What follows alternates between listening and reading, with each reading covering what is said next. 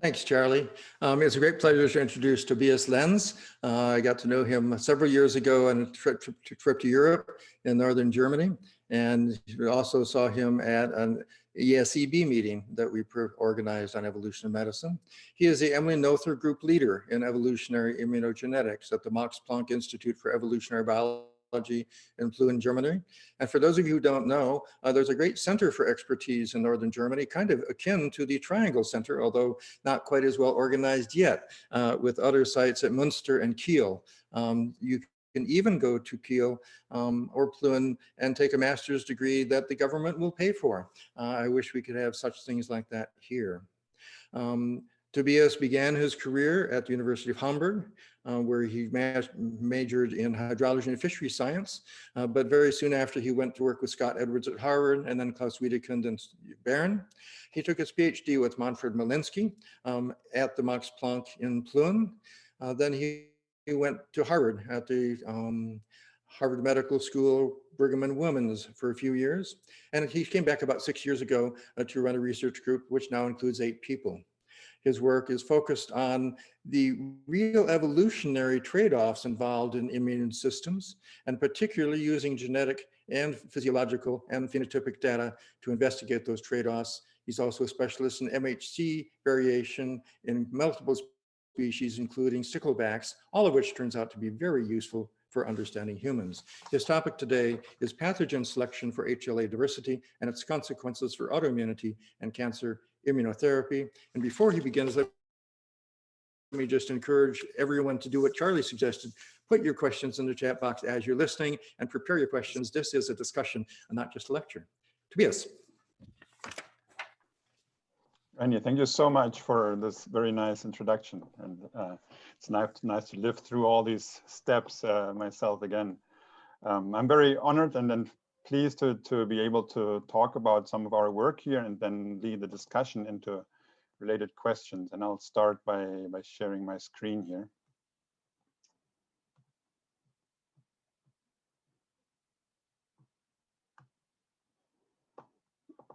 So yes, I hope this is working. I will be talking about HLA genes, immune genes, and their diversity, how this came about, and how it has consequences now for present-day diseases, but also for clinical immunotherapy. There is actually somebody drilling in the wall. I hope you don't hear too much of that, and I hope it will stop very soon. I'll try to speak loud and clear and overcome this problem. So I'm broadly interested and intrigued by the diversity and the dynamics that arise from host-parasite coevolution, where hosts constantly evolve to fight off or resist pathogens and parasites and pathogens counter-adapt to overcome these adaptations on the host side. And we can easily imagine how this leads to very dynamic and ever ongoing cycles of evolution. I'm just depicting here some viruses on the pathogen side, but this could be anything from viruses to bacteria to larger metazoan parasites that I'm thinking about here. And we do indeed know that parasites and pathogens have been with us as humans forever, but even that is the case, we also know that new parasites, new agents have arisen throughout human evolution, most of them being zoonotic pathogens that came from some other animal and started to infect humans at some point. And we can only imagine that some of these, or probably all of these, have led to some kind of adaptation on the host side, on the human side. And these are just naming some of the major ones where it's more or less clear at what time point they've probably arisen in humans. And we can now also add a new time point here for COVID-19 or the SARS-CoV-2 virus, that likely might have an effect also on human genetics at some point in the future. And indeed, I like to cite this one paper as an example, work by Rasmus Nielsen and colleagues, that pinpoints pathogens as one of the main selective pressures throughout human evolution, at least as far as genetic signatures of selection are concerned. And this is basically the setting, the framework in which I do my research. Specifically, I'm interested in how this pathogen-mediated selection throughout human history has contributed to genetic variability among humans, among us, how it has shaped our immune response towards an optimal immune response given all factors that play a role, and how it has affected present-day diseases, or rather how it has affected genes that now are associated with present-day diseases. And so maybe towards the last question, I will dive right into one very recent example that I find particularly intriguing, which still leaves some questions open, but it's something that probably is of interest to most of us, and that links to COVID-19, which we all are now very well aware of. And most of you probably know about the COVID-19 Host Genetics Initiative, which is a consortium of people that is aiming to collect genetic data from COVID-19 disease studies in order to investigate and understand potential genetic factors that contribute to variation in disease risk. And here it's mostly, so far, the phenotype is severe respiratory problems associated with COVID-19. And so the latest release of this consortium, release 4, that was published a few days ago, gives us this result. This is a classical Manhattan plot of a genome-wide association study where we have the chromosomes on the x-axis and then p-values of association on the y-axis, and we see this, especially this major peak here in chromosome 3. There are also a few other peaks, but most of them are not so very strong, and some of them are still changing from release to release. But this association on chromosome 3 has been quite strong and repeatedly found so far. And if we zoom into this region, as it was done in the first published GWAS on COVID-19, we see this set of markers, genetic markers in this region that are associated with severe COVID-19. And maybe some of you or many of you have seen even more recent paper in Nature that just came out, which focuses also on this particular region and identifies this as a potential haplotype that was inherited from Neanderthals.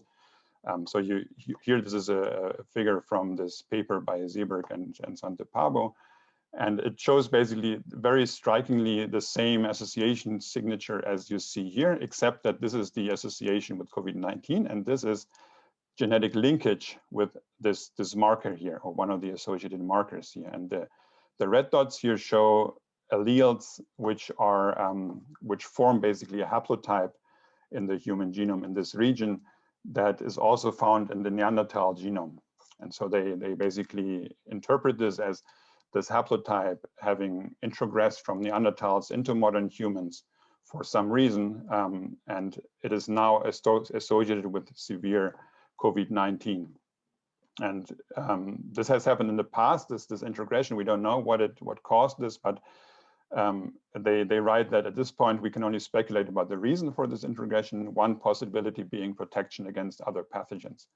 So I see this as an interesting example where potentially a genetic haplotype has had some advantage, has then introgressed into modern humans, has been maintained in modern humans, and now happens to be a disadvantage in the relationship to SARS-CoV-2 and COVID-19. And this is basically a nice example of how something kind of been selected in the past, but now be disadvantageous, affecting present-day diseases. And so this is the work I'm particularly interested in, the questions I'm interested in. And if we look at genetic associations to disease more generally, one way to do this is to take the GWAS catalog. It's a catalog that was initiated by NIH, which collects all published genome-wide association study results, basically, and reports them, and you can just take the data and plot it along the genome, as I have done here a few years back. And what you see here is on the y-axis the number of associations that have been found in these GWAS to a wide variety of different traits, most of them being diseases. And what you see here on chromosome 6 now is a huge peak of associations, and this happens to mark the so-called HLA region, or human leukocyte antigen region, sometimes also called major histocompatibility complex region, or MHC. And so this is the region that I'm particularly focusing on in my work, because it is associated with so many diseases nowadays. This region harbors several so-called HLA genes, class 1 and class 2 genes, that code for HLA molecules that present antigens on the cell surface. And the way this works is basically they play a key role in antigen recognition. For example, here is showing an antigen presenting B cell that encounters a pathogen, and when it chops this pathogen up into pieces, into small peptides, it then presents these peptides as antigens via the HLA molecules. And here they are recognized then by T cells that have a T cell receptor that interacts with this HLA antigen combination. And if it's recognized as a foreign antigen, as something that should not be there, a specific immune response is triggered. And if we now think about host pathogen coevolution, or maybe I should mention that the T cell receptors, the genes that code for T cell receptors undergo a process called somatic recombination, which basically leads to every individual having a vast diversity of T cell receptors in its body. And this is not true for HLA molecules. HLA molecules and their genes are hardwired in the genome, so every individual has to rely on inheriting the right HLA alleles from their parents in order to be able to present antigens from the predominating pathogens. And if we think about host-pathogen coevolution at this molecular level, we can think of an antigen of a pathogen that is able to bind to this HLA variant, which then puts selection on the pathogen to evolve this antigen into a different shape, for example, which can no longer be bound by the HLA, which then drives the host to evolve an HLA variant that is again able to bind this antigen. And so this can be sort of continuous cycles of adaptation and counter adaptation at the level of the HLA. And we can imagine that this leads to selection for high diversity, and indeed the HLA genes are the polymorphic genes in the human genome. This is an outdated figure from 2011 that depicts allelic diversity at the different HLA genes. HLA-B, this one here being the most polymorphic one. As of yesterday, we now have more than 4,800 known HLA-B alleles in the human population that were identified. And these are also the genes, I guess most of you know this, that need to be matched in tissue transplantation, right? And that's actually where they have been discovered in the first place. That's why they're called major histocompatibility complex genes. They need to be matched for tissue donor and recipient in order to allow a successful transplant. And this is also why I like to cite Jan Klein, who wrote in the 80s that although one could argue that HLA genes were created by God to frustrate transplant surgeons, most immunologists find such an argument somewhat unsatisfactory. And I would agree that I'm sure that it's also unsatisfactory for all us evolutionary medicine people. So people have been studying this diversity and the reasons for this diversity, and there is now quite broad agreement that this diversity has been driven by parasite-mediated selection, especially two main mechanisms: negative frequency-dependent selection, or rare allele advantage, which I will not dive into today, and heterozygote advantage, and a specialized form of divergent allele advantage that I will explain to you now. It's quite intuitive. If you imagine that each HLA variant can present a certain range of different antigens that are similar in shape and sequence. If you imagine a homozygous individual, of course, these genes are codominantly expressed. That's important to mention. And a homozygous individual, of course, will present the same antigens with both alleles. And so together, basically, the homozygote type binds a certain number of antigens. If you imagine two alleles, allele A and B, that differ in their sequence, you can think of allele B binding a slightly different set of antigens, and that leads a heterozygote to present a larger number of antigens overall. And this can be extended to the sequence level. If you think of a more divergent allele, allele C that differs from allele A by quite a lot of sequence, this then will bind a more different set of antigens, thus giving overall a larger set of antigens that can be presented. And the idea is basically that this translates into a divergent allele advantage, where more divergent genotypes have an advantage because they bind more peptides.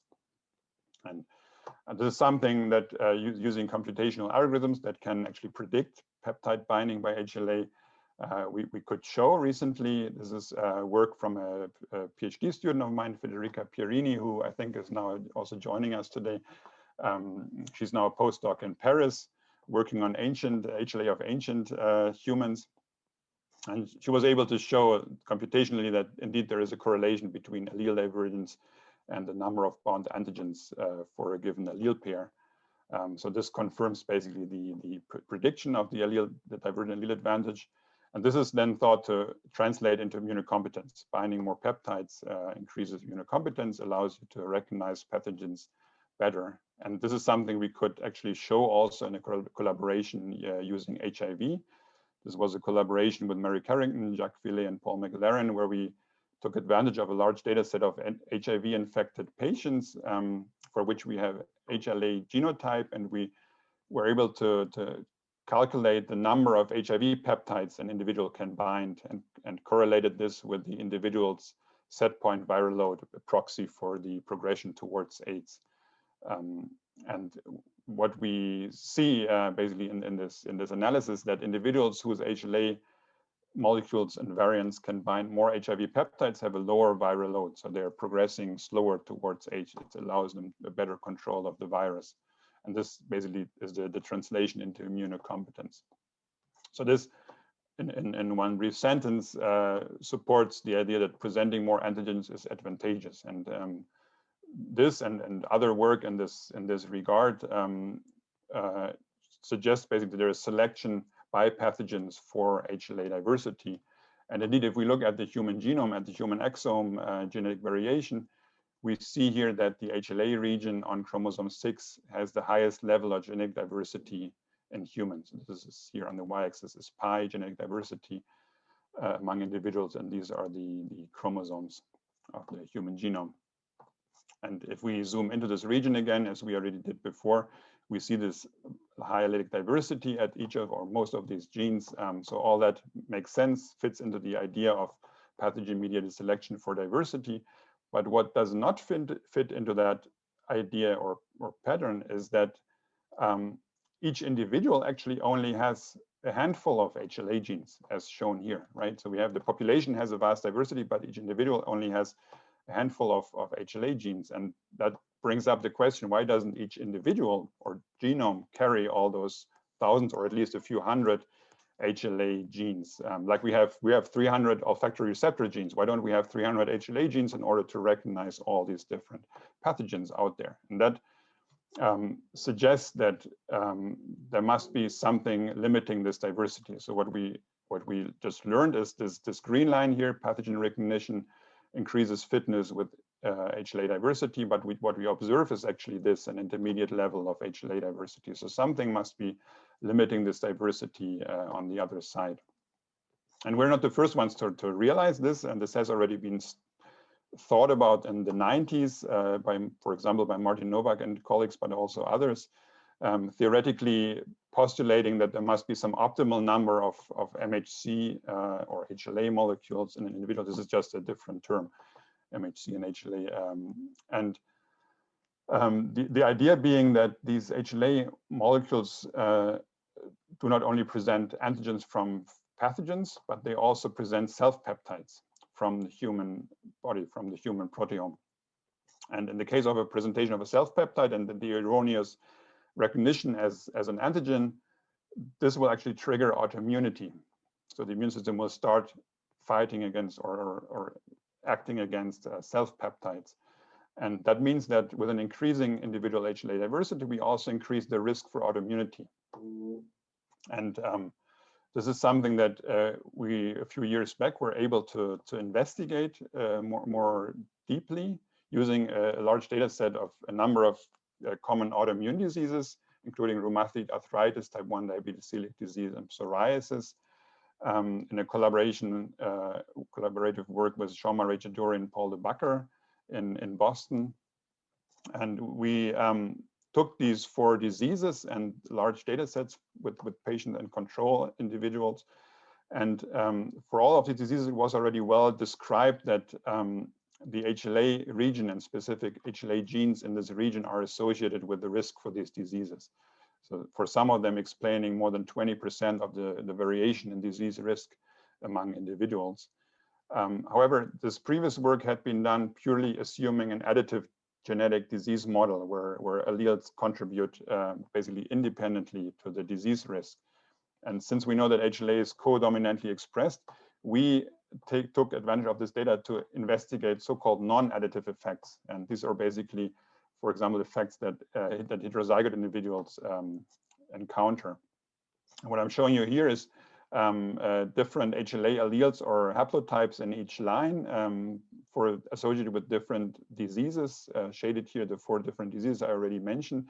And I'm showing you here in blue the additive effects that were already previously described on an odds ratio scale here, where values higher than 1, odds ratio higher than 1 increases disease risk and lower than 1 decreases or protects from the disease. And you see the additive effects going in both directions as previously already described. But when we now plot the non-additive effects, the effect that heterozygote individuals encounter, we basically see this on average an increased risk, which means that HLA heterozygotes have on average a slightly increased risk for autoimmunity.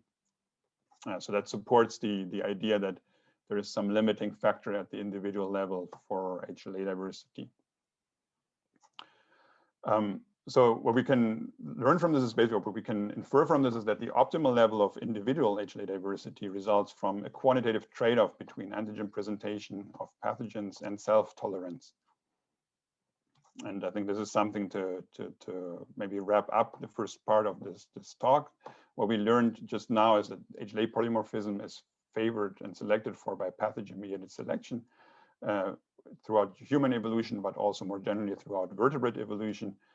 And that individual HLA diversity is constrained by this immunologic trade-off between pathogen recognition and self-tolerance. And with this basis, I now want to also give you a glimpse of more translational research that we did recently, specifically the role of HLA diversity in cancer immunotherapy. And this recalls the work that I already introduced earlier, the work by Federica, showing that more divergent HLA genotypes can bind a larger number of peptides or antigens. And this is true for all the HLA class 1, the classical HLA class 1 genes.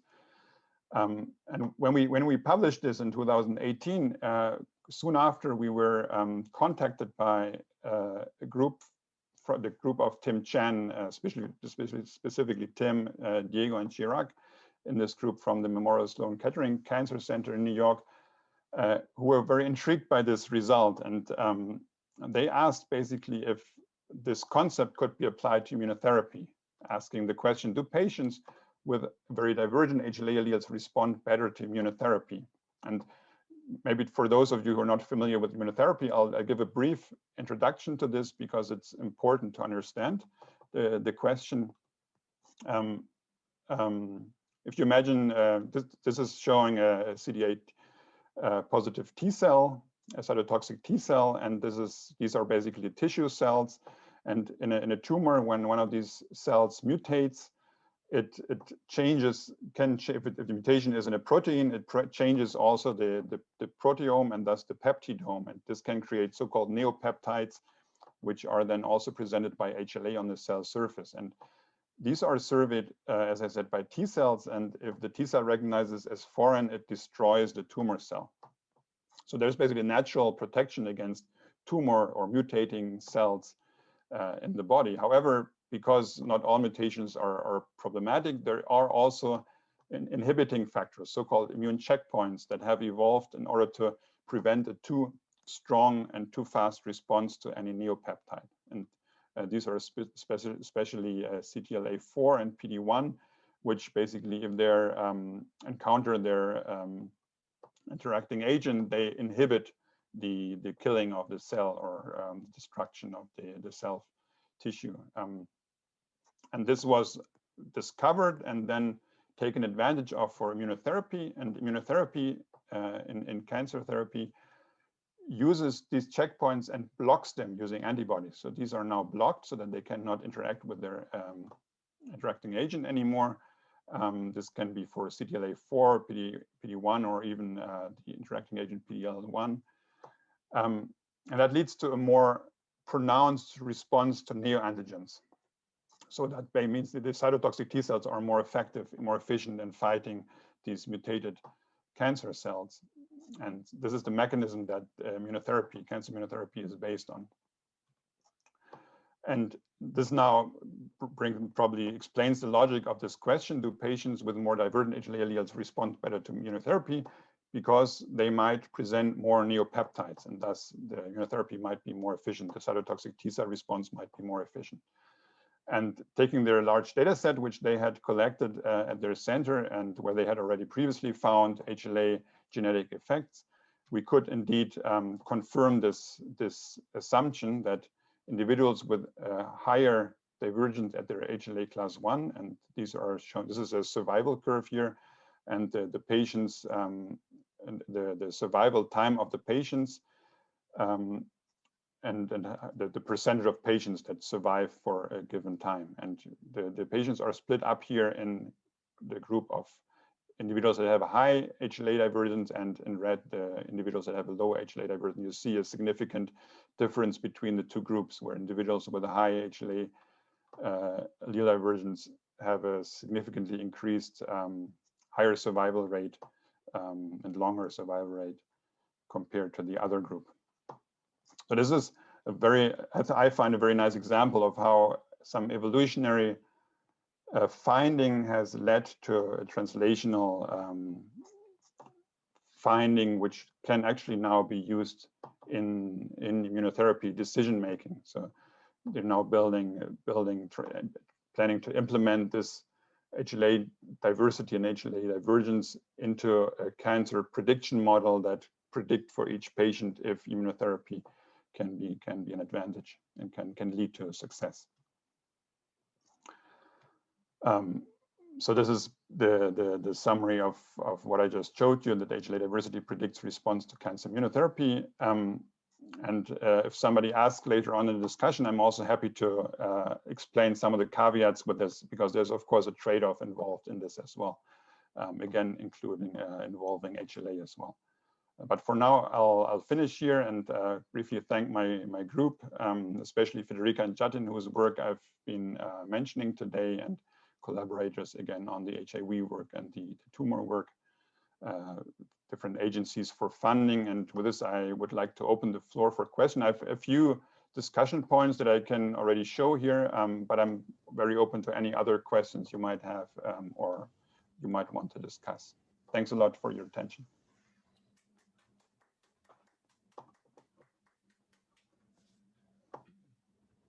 That was great, Tobias. Thank you so much. We have time for discussion, as we hoped. Meredith, do we have any hands that are raised at this point? No hands raised at the moment, so feel free to raise your hand at any time with questions or discussion. But to kick us off, I'll jump to a question from Bernie Crespi in the chat. Bernie asked whether patients with more divergent HLA alleles also ought to get cancer less, assuming that they have better immunosurveillance. That's a great question. I think it would intuitively be an expectation. So far, we have not seen this. We're exploring this a little bit in other data sets, but it seems that checkpoint, the naturally evolved checkpoint inhibition prevents this from, at least from something that we can observe. So we don't see a signature. I think, but the evolution of cancers, I think, is generally quite surprising, also with regard to that we see very little negative selection on coding changes and non-synonymous changes. So yeah, it would be an expectation, I think, but so far we don't see a strong signal for that. So it's only once the checkpoint inhibition is blocked, basically, then we see the strong effect of HLA divergence. That's great. Bernie, did you want to follow up with anything related to that? I don't think so. I guess. Okay, fine. I mean, I would have expected such an effect. I mean, how much do people really know about cancer immunosurveillance, or how much work has been done on HLA diversity, such as the way that you measure it, and the rates of different cancers? I mean, it could differ according to the type of cancer as well, because they are very different with regard to, you know, the number of mutations that are involved and so on. And the immunotherapy works very differently on different cancers as well, depending upon their genetic diversity, right? So do we really have an answer to that question yet, or? I think that's a very excellent point, that indeed tumors differ in their response, basically in their nature, maybe, if we can say that. And one aspect, I think, also for this, the HLA association, is that in order to have an effect of cytotoxic T cells, you need tissue infiltration of these immune cells, right? And that can more or less be more or less easy depending on the type of tissue that the tumor has started in. And that indeed does also, I think, affect the success of immunotherapy, that some tumors are not responsive at all to this kind of therapy, others are quite responsive. And I guess that's also why maybe we see more or less effects of HLA. But so I can say that HLA has not been a major, as far as I know, a major association signal in GWAS studies. HLA is sometimes observed as a loss of heterozygosity mutation. So it's relatively common to observe loss of heterozygosity in cancer tissue as a mutation. And that would only make sense if HLA plays a role. So it seems to be one of the, maybe not a driver mutation, but often observed a passenger mutation. And the interesting thing that at least I find interesting about HLA is that to knocking it out completely is not possible for the cancer, because then it would the cells would be encountered by natural killer cells, which actually sense for HLA expression. And if there is no HLA on the cell surface, basically the cell is also killed. So complete loss of function for HLA is not an option for the tumor, but loss of heterozygosity is apparently. And it would make sense if those HLA variants present near antigens and that's disadvantageous for the tumor, then it would select for loss of heterozygosity. So that might be a signal that we can see in this regard. Yeah, I want to call on Joe Graves, because I think his question, if it's the same as in the chat, would be a nice follow-up to this. Joe, do you want to ask your question? You're muted, Joe. Okay, thank you, Charlie. 2 points. If greater HLA diversity led to a heightened state of inflammatory response over the individual's life course, that trade-off would mediate against greater HLA diversity playing an active role in, or lessen its role in, preventing cancer. Second point, if active immunity is reduced pleiotropically by the effects of other genes, then even if you had greater HLA diversity, it might turn out that by the time you actually needed it to help you prevent late age cancer onset, it simply might be turned so low that it really doesn't matter that you had greater HLA diversity earlier in life. Yeah, I think this point of trade-offs is important, and maybe this I can just pull this slide up here that depicts this again. I think so. You're saying that the potential advantage of being HLA diverse with regard to fighting cancer balances off with this risk for autoimmunity, right? And that's So basically, fighting cancer would be sort of on the side of the green line together with pathogen recognition, and I agree with you with that. How much the effect, how strong the effect is, we don't know so far. So as I said, so far we don't have seen strong signals of HLA diversity for protecting against cancer, but I'm sure this is not the last word on this. And I see this trade-off basically as a dynamic trade-off as well, where, and that's kind of where this question leads us, is that pathogen pressure has probably been stronger in the past before we had stronger, better hygiene, all that, right? And so it might be that, or the idea of this trade-off is that we had just enough HLA genes and HLA diversity in our genome to protect us enough from these pathogens, and just so little that we don't have autoimmunity too often or too likely. And now that we have less and less pathogens, basically the load, the autoimmunity load becomes more visible in this balance. So that if we think of evolution in humans over the next few thousand years, we might see a shift in this individual HLA diversity towards the left, so that we don't need as many HLA genes anymore. But that's very much speculation at this point. Yeah, but also, yeah, I was going to say quickly, my point of having greater surveillance also means that your autoimmunity and your inflammatory response would be turned on more. And that, of course, would come at a cost of having it turned on more. Yeah, exactly. Yeah. Although, I mean, to some extent, these inflammatory responses can be beneficial, but if they go wrong, basically, then of course it's a cost. Yeah, very true. Tobias, just as a follow-up to one of the things you were just talking about in terms of human evolution and HLA diversity, I was just curious what's known about the geographic distribution of HLA diversity in humans, and whether that varies in relation to infectious disease threats or other, either known infectious disease threats or environmental risks for disease, for example, near the tropics. I would imagine migration history might, with bottlenecks, population bottlenecks and things might influence this diversity. What's known about that in terms of human HLA diversity? That's a good question, and there is actually a lot known, but there is also a huge study bias. So these HLA genes have been screened, and they're probably the genes in the human genome that have been typed by far the most because of this tissue transplantation work, right? So all the tissue donor databases contain HLA data, and that's of course heavily biased for European ancestry, right? So we know a lot about HLA diversity in Europe.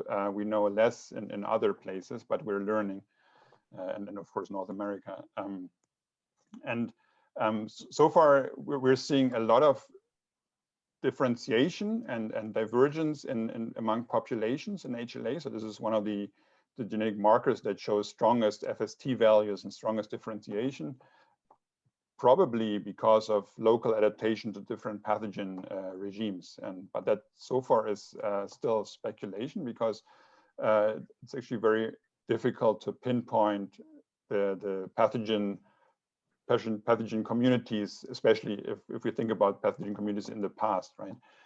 What we do see, there's at least one paper by, I think, François Prunol, showing HLA allele diversity to correlate with pathogen diversity across countries. So they basically took HLA diversity for countries where this data was available and correlated this with pathogen diversity, just basically a number of pathogen species encountered in a given country. And they find a correlation, a positive correlation, where countries, assuming those are populations, have a higher allelic diversity if there are also more parasites present. And this was, interestingly, this was in addition to migration distance out of Africa. So that was also a positive correlate.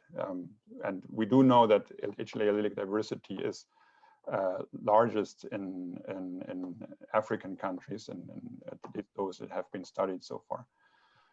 So there is the migration effect, but there is also a potential effect by pathogen community, pathogen environment in that sense. And we see actually a similar, I'm just remembering one study showing a similar trend also for HLA allelic diversity. So more divergent allele pools basically in countries where there are more parasites. But this has not been studied at the individual level, so we don't know if individuals have higher allele divergence in those countries. And we've also not yet looked at copy number variation. There's some interesting copy number variation in the HLA class 2 genes, which have so far been completely ignored on the medical side because they can be basically they're linked to other markers that then sufficiently match the tissue people, but there is some functional variation in the copy number, which might be adaptive or non-adaptive. That's something we want to look at in the future. Okay, thank you. And Tobias, I wanted to ask, do you want to put the discussion questions back up again? And otherwise, we might it might be better to close the slides. I don't know whether you want to keep those up for anyone. Okay. Or it's up to you. Just want to call your attention to it. I can bring them up again, I guess, if there are no more questions. And we have someone with a hand raised, Donald. I've got my hand raised. Yes, go ahead, please. Go ahead, Donald. You talk about the generation of the repertoire, the immune repertoire, and through mainly the T cells in the thymus. And you mentioned negative selection, but you didn't mention positive selection. Now, when Burnett first introduced this idea of negative selection, he didn't envisage what would happen to the cells which weren't negatively selected, that he envisaged that they would occupy a very diverse and wide range in order to prepare the organism for anything foreign. Anything which might come from anywhere would be foreign. But subsequently, the idea of positive selection arose, and it became feasible that in fact the organism might anticipate what foreign organisms might be coming to them. And this was because foreign organisms themselves were mutating to try and get closer to self, because this was advantageous to the foreign organisms. So they would stepwise mutate closer towards self. And this made it advantageous for the host organisms who are being attacked to mutate to anticipate this, and therefore generate a barrier of T cells which would be self-reactive, closely self-reactive. That is, they would react against near self. There would be near self reactivity. And so in fact, the diversity would be shrinking towards near self. And this is such an advantage that those cells which did not respond to near self will just get elbowed out of the way. So you have a repertoire which basically is not anti-self, but is very high pro-self. And so therefore, given that theory, I would have predicted that these ideas about increasing diversity is going to give you more flexibility would not work, because different people, different individuals, different people with different MHC haplotypes, or even heterozygous individuals would not have that diversity, because they'd be very similar, because their immune system had been programmed to react against the same set of foreign pathogens. That is, the foreign pathogens had mutated closer towards the human, in the case of our species, the human antigenic diversity of the host genome. Is that something which enters into your thinking in any way? So positive and negative selection in the thymus. So this is about, for all those who are not so familiar with this process, these T cells originate or mature in the thymus, and they undergo a process called positive selection and then negative selection, where they're basically in the positive selection of encountering HLA self-peptide combinations, and if they're interacting with the self-peptides, they survive, and all the rest is removed or does not mature. And then there is a second negative selection step where those T cells that respond too strongly to self-peptides are also removed because they would cause autoimmunity.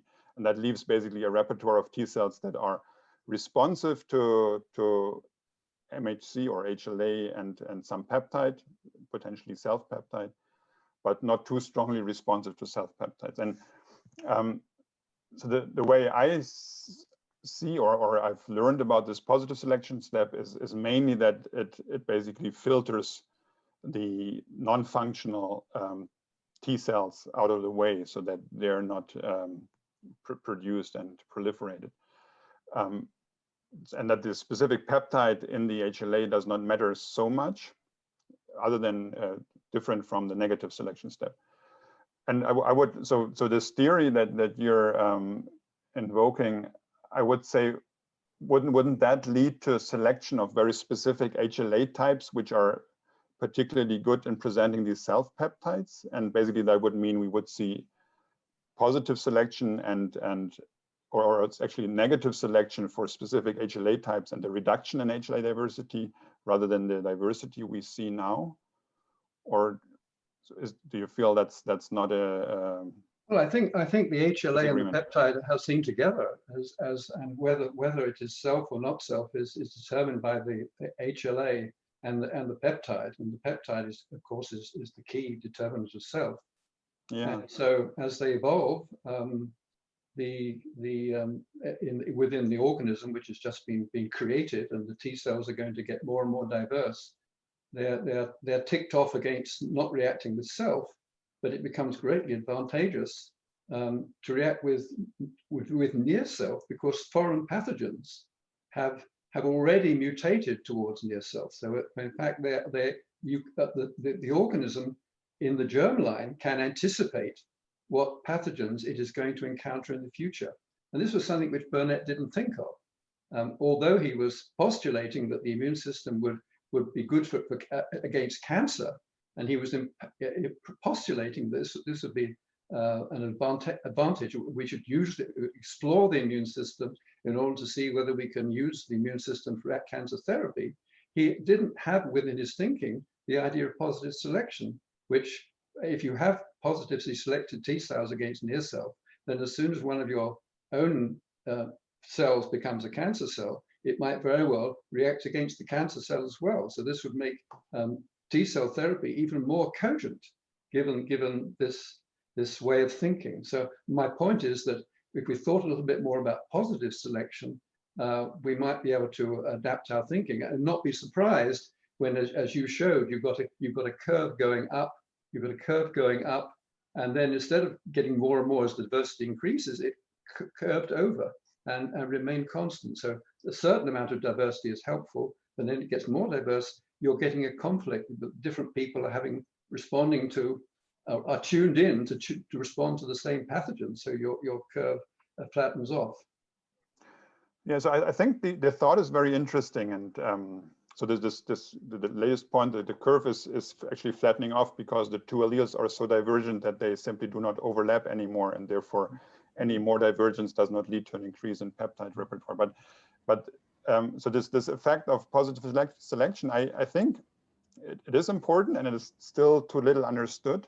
The way I see it is that if there was selection on HLA to mainly present near self peptides, it would basically leave an open space for pathogens to be non-self, like to as different as possible from self, which would then not be as well surveyed as possible. So that would be one thought from my perspective right now. But I do agree that this needs more study, and that very recent work that I'm aware of positive selection also suggests that T cells actually throughout their lifetime need some survival signal from self-peptide HLA complexes in order to be maintained in the body. So that also speaks towards a certain affinity, low-level affinity to self-peptides. And so I think it's an interesting field that needs to be explored more. surprisingly difficult to go into that level of detail and understand it, but it's fascinating. Okay, I want to try to get in one last question since we're pushing up at the top of the hour. Meredith, do we have anyone to call on, or do you want to take a question out of the chat box? Yeah, it looks like there was an interesting question in the chat box from Vance Fowler. Vance asks, one distinct feature of many pathogens is their acute, profound selection on an individual in a relatively short period of time, such as you see with smallpox and plague, etc. How would the host pathogen selective interaction differ in the setting of organisms that are both pathogenic and commensal? For example, Staphylococcus aureus. Well, I guess I think it's a very interesting question, but probably difficult to answer. And I think it depends on the specific pathogen and its fitness effect, basically overall. So if the question of whether it's commensal or pathogenic depends on other environmental factors, then those play also a role. So I think it's overall, of course, what matters is the fitness effect of the pathogen on the host, and that will determine to which extent there is selection on host adaptation on HLA then specifically. And we know this, I think, surprisingly little for many of the pathogens out there. So I have very little idea of what this really means. And I'm just, so this is a follow-up comment. Almost every microbiome member can be pathogenic. Yeah. I mean, it's even an additional question whether HLA also is selected to shape the microbiome, right? Also a possibility that where we still see very little evidence so far, but it seems very intuitive. And I think this is one of the questions I also had. Why do we see so strong signatures of selection in HLA and other immune genes, although every pathogen that we look at only has a very small, seems to have only a very small genetic effect, like COVID-19, right? New pathogen, quite a strong selective pressure causes death in many people. Still, we see very few genetic associations so far. So how much effect will that have on the genome? It's difficult to tell. So it's probably the long evolutionary time that has led to these signatures of selection that we see in the genes. But it's the combined effect of many different pathogens over a long period of time. Every one of them has potentially only a very small effect. Thank you. Okay, great. Well, Tobias, that was a fantastic talk. Thank you so much for sharing these perspectives. I want to thank everyone for participating. This was a great discussion. A lot of really interesting points that came up. Thank you, Randy, for doing the introduction, and thank you, Meredith, very much for organizing these events and handling all the questions. I just want to, before we all go our separate ways, I want to share with you our upcoming Club EvMeds. Hopefully, you're seeing my screen now with the Club EvMed website. We have Tobias, as you can see on here. We'll move him to the archives soon. Thank you very much, Tobias. Next week, we have a special event. We're spotlighting some postdocs doing work in evolutionary medicine. We have 3 postdocs who are going to give about a 12-minute talk each. And then we're going to have some breakout sessions afterwards where you can interact with those postdocs. And we think this is important, right now in this time with all the conferences shut down and everything else, to give some of our postdocs an opportunity to really share their findings with this community. And so it was a competitive process. We have 3 people who were selected by our committee, our program committee. We have Caroline Amoroso, who will talk from University of Virginia. We have Amitra Bhattacharya from Penn State University who will speak. And we have Angela Garcia from Arizona State University. So please do plan to come to that. That's Wednesday, November 4th at 1 o'clock. We also have, after that, Dan Blumstein talking about his new book that's out, The Nature of Fear.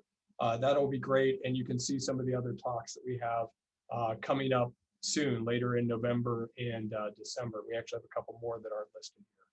So with that, thank you all very much for joining. Thank you again, Tobias. And it's really great to see everybody here. Take care.